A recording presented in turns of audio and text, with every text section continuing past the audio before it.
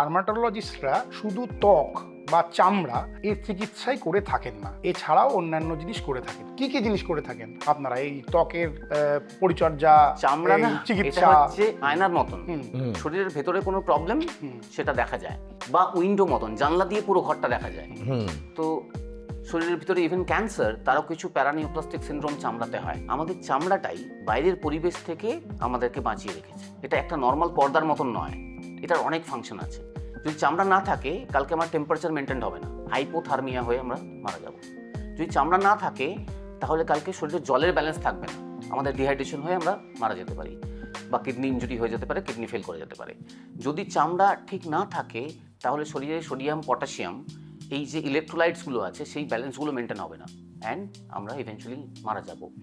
যদি চামড়া ঠিক না থাকে, তাহলে যত খারাপ ভাইরাস, ব্যাকটেরিয়া, ফাঙ্গাস, সেগুলো শরীরের ভিতরে যাবে, সেপসিস তৈরি করবে, এবং আমরা মারা যাব। এই কারণেই বার্ন পেশেন্ট মারা যায়।